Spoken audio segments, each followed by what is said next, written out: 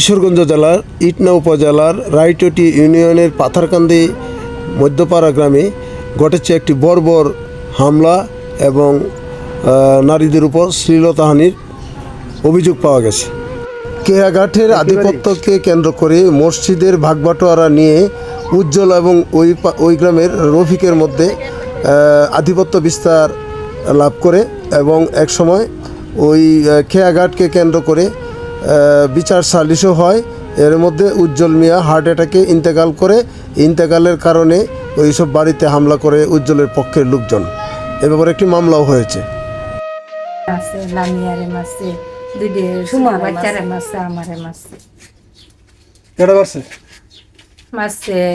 সবাই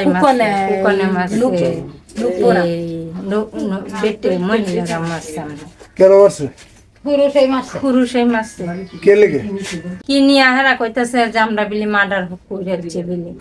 আমরা তো মার্ডার করছে না, হে তো স্বাভাবিক মারা মারছে। আমরা তো মারামারি একটা না না না মারা গেছে বেটা মরছে যে এইটার লাগি আমরা এই অত্যাচার। ওই বেটা কি লেগে মারা গেছে? হাড়ের লুকি ঝগড়াঝাটি হইছে নাকি? না এই তো আমরা ওই যে গড়দর ভাঙচুর করছে, আমরা সৈন্য অলঙ্কার নিচে আমরা টেয়া হয়েছে নিচে। কারা মারছে?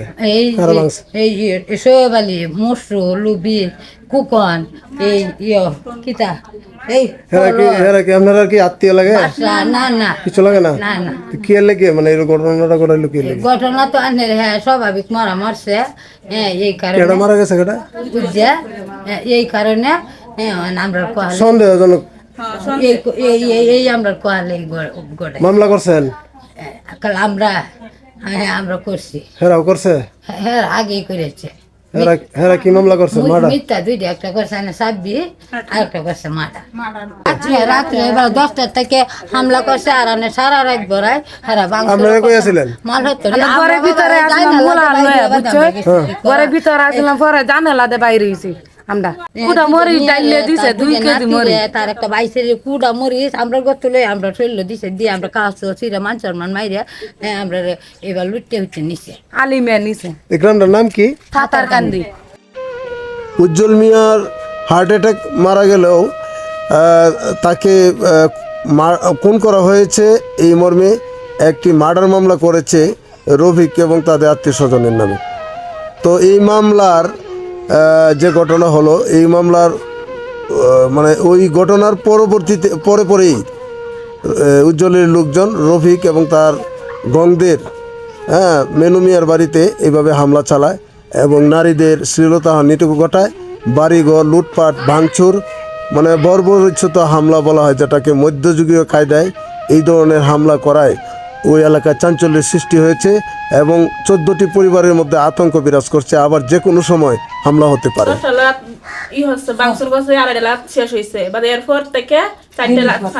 জিনিসপত্র নিছে, সৈন্য অলঙ্কার মারা মারছে, আমরা বেজ্জতি করছে, বুকের ভিতরে বাইরে হচ্ছে। এটাই হাসপাতাল ভর্তি এরা।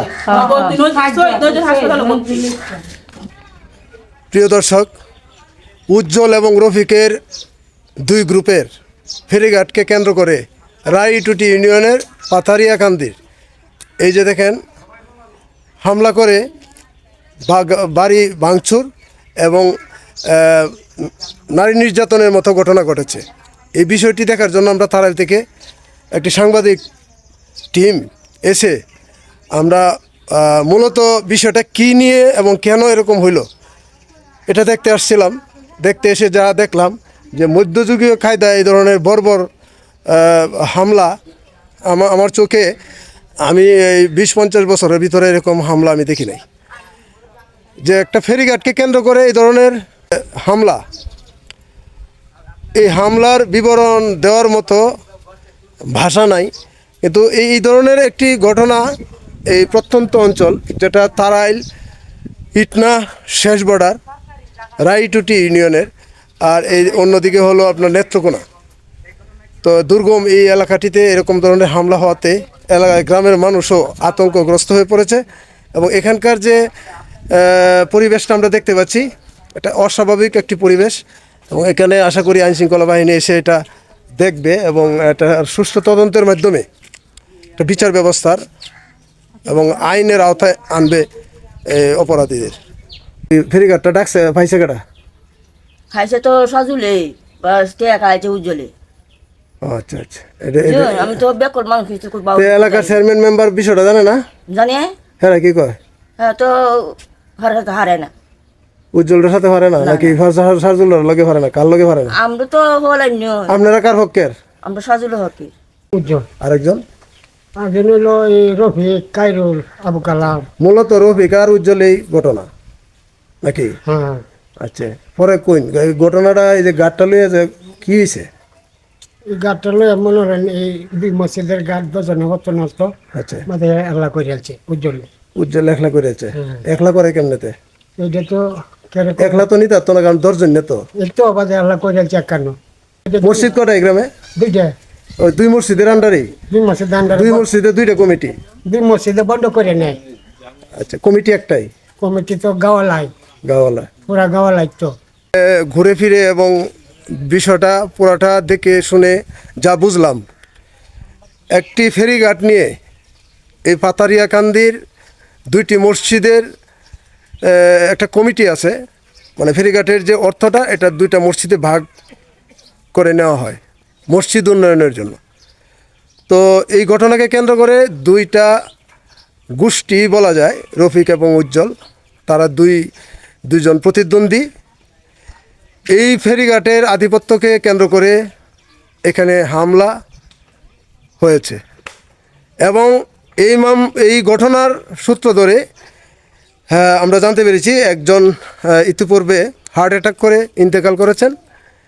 বিশেষ করে এই ইন্তেকালের সূত্র ধরে এক পক্ষ আরেক পক্ষের বাড়িতে হামলা করেছে সন্দেহজনকভাবে, যে তারা ওকে মেরে ফেলেছে। এরকম একটি ঘটনাকে কেন্দ্র করে এই বিষয়টাকে জটিল থেকে আরও জটিলতর করছে এবং নারী পুরুষ রাতের অন্ধকারে তারা আহত হয়েছে, অনেকেই মারাত্মকভাবে। তাদের সম্মানহানি হয়েছে, নারীদেরকে বেজ্জতি করা হয়েছে, শ্লীলতাহানি ঘটিয়েছে এবং এইসব ঘর ভাঙচুর করে এই ক্ষতি সাধন করেছে। তো আমরা যেটা দেখতে পেলাম, আবু কালাম এবং আবু কালাম সংশ্লিষ্ট যাদের ঘর, আত্মীয় স্বজন, তাদের প্রত্যেকের ঘর বাড়িতে হামলা করে বিশাল পরিমাণে ক্ষতি করেছে, যা মানে নিজের চোখে না দেখলে কেউ বিশ্বাস করবে না। আমরা হতবাক হয়েছি যে এরকম ঘটনা আমাদের চোখে সাধারণত পড়ে না। তো এই ঘটনাটা যেহেতু রাত্রে হয়েছে, এই জন্য এটার ভিডিও ফুটেজ কিংবা ছবি আমরা পাইনি।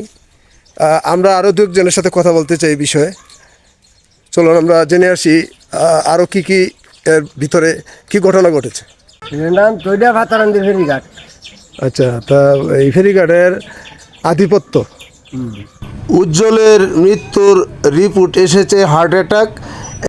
উজ্জ্বলের লোকজন ক্ষিপ্ত হয়ে রফিক এবং রফিক গংদের বাড়িতে রাতের বেলায় হামলা চালায়। ইসলাম মিল্কি মিল্কি বাড়ির ফেরিঘাট একটু টেলা ধাক্কা হয়েছিল। ঝগড়া হয়েছিল? হ্যাঁ, আচ্ছা, আমি নিজে আসলাম, নিজে আমি আর সভাপতি, বিএনপি সভাপতি এনাদের, আমরা 2 জন বইছি, বই আর সাথে আলাপ করে গেছি 1 ঘন্টা। কিছু কথাবার্তা করে গেছি, সোয়াল উঠে ফোনে মরে থাকা। কেডা মরেছে? এই উজ্জ্বল স্ট্রোক করে মরছে, এর উপরে মার্ডার মামলা দিচ্ছে। উজ্জ্বল হলো এর প্রতিপক্ষ? হ্যাঁ। মানে উজ্জ্বলেও চাইছিল ফেরিঘাট নেওয়ার লাগে? হ্যাঁ, তা উজ্জ্বল স্ট্রোক করে মারা গেছে? স্ট্রোক করে মারে। অন মেয়ে ছেলেরা আর এই বাড়ি ঘর বাংলাদেশের বুঝুতি। বুঝাবুঝি। তা আপনারা 10 জনের কে মানে নাই? আমরা 10 জন, আমরা রাত্রি তো দান চাউল দিয়ে বেঁচে দিচ্ছি। এরা দেয়া বাড়ি চলে গেছি, জন না আলো কথা, এই ঘরটা বাঁধতে নিলাম। ঘরটা বাঁধতে বাঁধতে শেষ করছে না। তো ওই দিকটা তো এখন বিল্ডিংও তো ভেঙে লাইছে। কতজন লোকে হামলা করছে? মনে হয় 20-30 জন 40 জন। 7 জন বাংতারে না হেমার দে বাইরে শেষ করছে। এই যে একটা বাড়ি দেখে আইছো, এটা তো অনেক সময় লাগছে এগুলো ভাঙতে। এই যে 1 ঘন্টা লাগছে এই বাড়িটা ভাঙতে। হ্যাঁ, এই বাড়িটা ভাঙতে ওইদিকে আরেকটা ভাঙছে। হ্যাঁ, ভাঙছে কি এই যে ভাঙাটা ভাঙছে, আর বেডির যে কি নষ্ট করে দিছে, কোমর আর 2টা ট্যাং রাখছেন না বাইরে। এবার 2টা মেয়েরে করছে, 2টা মেয়েরা করছে, 2টা মেয়েরে আমি কাপড় চোপড় ছিঁড়েছে। একটা নাইনে পরীক্ষা দেবো, আরেকটা বোধ ট্রেনে এটি আপনি উড়াত মুরাত রাখছেন না বাজিয়া এই কাপড় চোপড় সব সিলেছে বাজে ফানি দিয়ে বলছে। আচ্ছা, ঘুমন্ত অবস্থায় এসব ঘরের ভিতরে ঘরের বাইরে আতর্কিত হামলা চালায়। এরকম মধ্যযুগীয় কায়দায় এই ধরনের বর্বরচিত হামলা কোনোভাবেই মেনে নেওয়ার মতো নয়। গ্রামবাসীও আতঙ্কগ্রস্ত হয়ে পড়েছে যে এই ধরনের সর্বনাশা হামলা বর্তমান যুগে এরকম হয় না।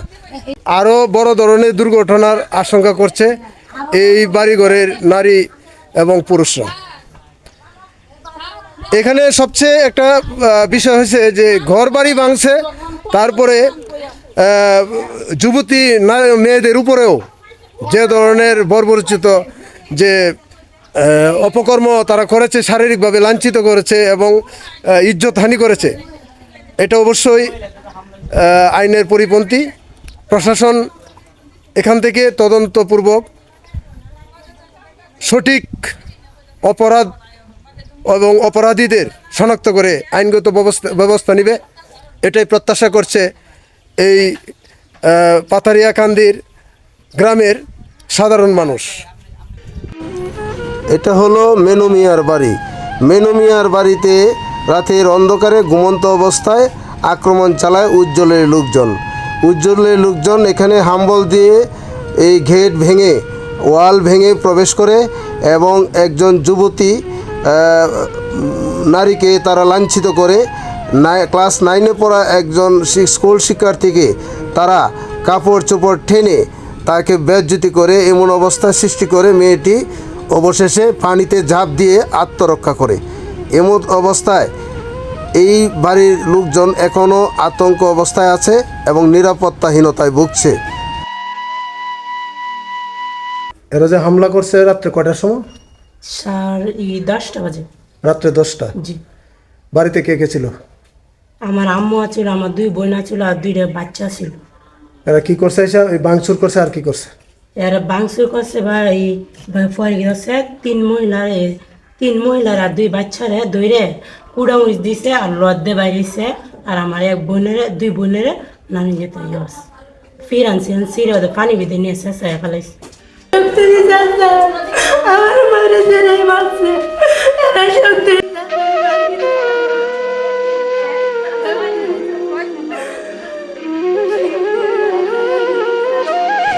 এই দৃশ্যটি দেখার পর আপনার কি মনে হয় যে আপনার জীবনে কোনোদিন এরকম বর্বরচিত হামলা আপনি নিজের চোখে দেখেছেন?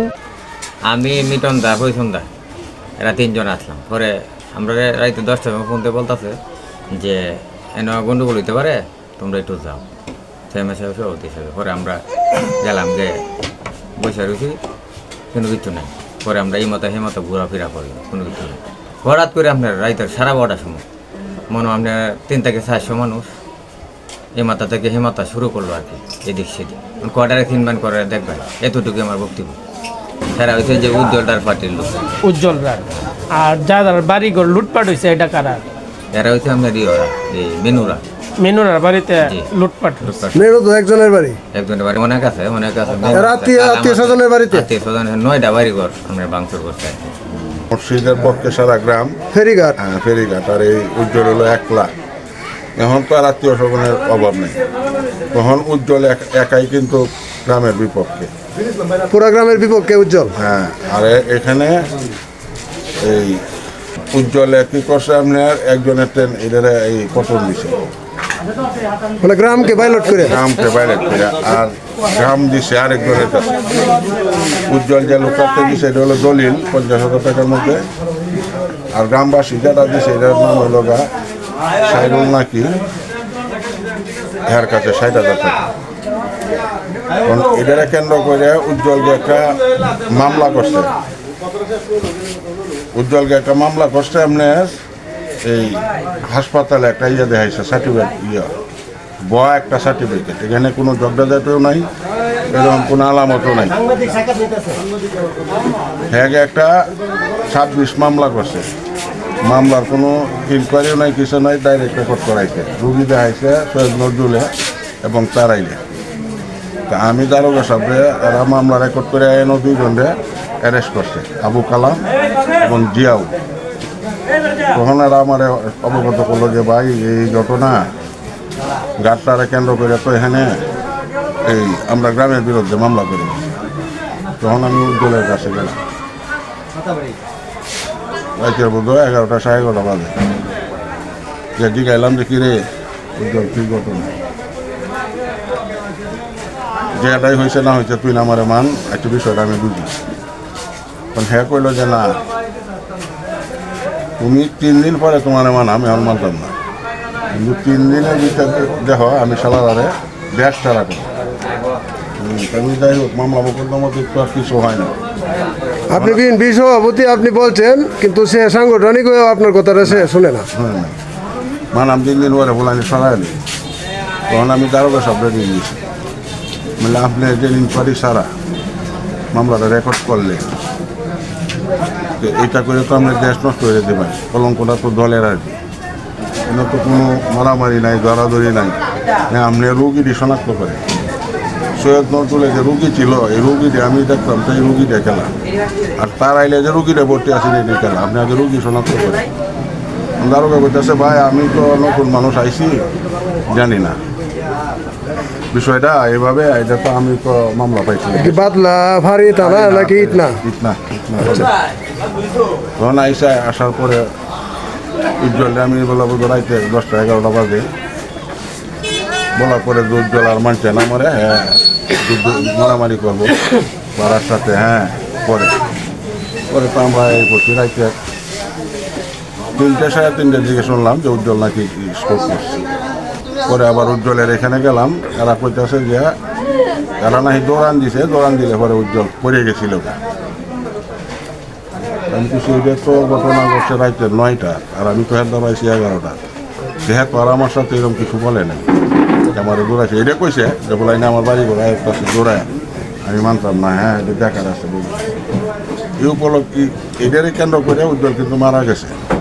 তো পোস্টমর্টমের রিপোর্ট গেছে, হয়তো তারা মামলা থানায় নেয় নাই, কোর্টে মামলা করে আসলো। এই যে কোর্টে মামলা করে আসার পরে দেওয়ার আরে কইছি যে আইন তার নির্দেশ গতিতে চলে, তোরা কোনো এই মালামালের উপরে কোনো হস্তক্ষেপ করিস না। তা আমরা কিন্তু এখানে গরু এবং ধান এগুলো আমি চেয়ারম্যান সাহেবের সহ এখানে সরাই দিছি। তো ধান আর গরু তো একটা মানুষের সংসার না। এই যে গত রাইতে আগে যাচ্ছে মেয়ের আরে যে মাইক দিছে এভাবে কুকুর কেউ মারে না। আমার এই স্কুলের 2টা মেয়ে এসএসসি পরীক্ষার্থী, এই অঙ্গটি রাখছে না বাইরিয়া হাতে মাতে, আর 2টা মেয়ের এইরকম পশুর যেটা করে এটা করে না, 2টা মানুষ ধরে নিতে পারে না।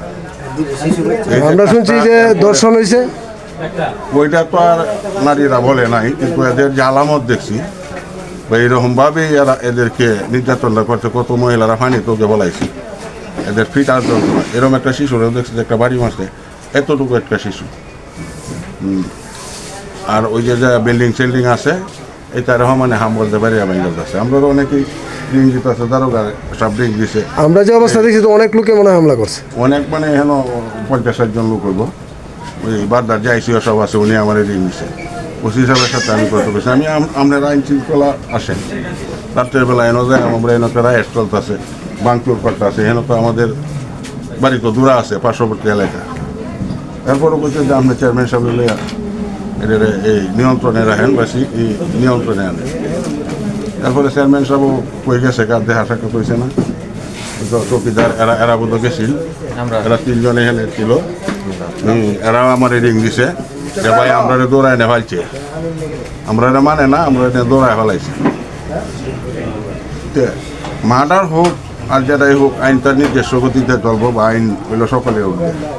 কিন্তু এখনের যে নেকারজনক ঘটনাটা এটা কিন্তু সারা দেশ এদের প্রতি খুব, সারা দেশেই এই যে ঘটনাটা মা বোন সকলেরই আছে, নির্যাতনটা সকলেরই খুব। উজ্জ্বল আমার সব কর্মী বাকিয়তার বন্ধন যাই হোক, সত্য যে কথাটা এটা বলতো। অনেকে বলছে যে সে বিএনপি সাংগঠনিক সম্পাদক দাপট দেখাইছে, সহ সাংগঠনিক এখানে গ্রামের বিষয়। উজ্জ্বলকে খালি একলাই করে এনে বিএনপি সারা দেশ যে এক আছে না বিএনপি আছে না।